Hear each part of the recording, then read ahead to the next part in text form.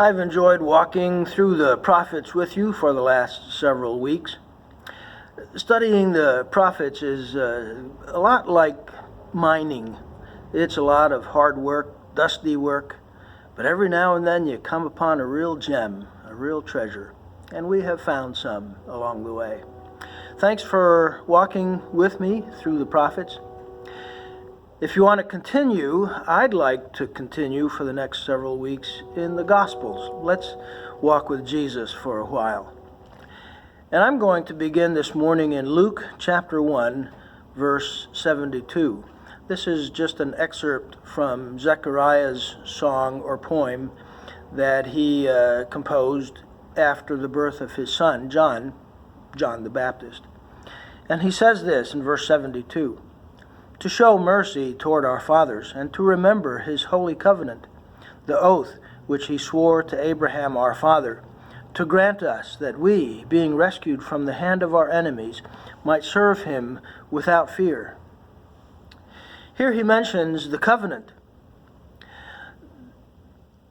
And the coming of Messiah Jesus is somehow in keeping with God's promises, his covenant promises to Abraham and all those other folks hundreds of years ago. In verse 77, he says, to give to his people the knowledge of salvation by the forgiveness of their sins. Salvation, forgiveness of sins. So what is salvation? Well, salvation is forgiveness of sins, of course. Yes, and it's also the fulfillment of that covenant that we've looked at from time to time in the Old Testament, God's purpose. You shall be my people, and I will be your God. Luke begins his gospel on that theme, as it's reflected in Zechariah's song. So does Mark.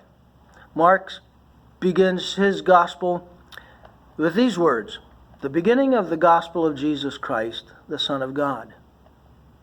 And the gospel, the word gospel, means good news, the good news of salvation.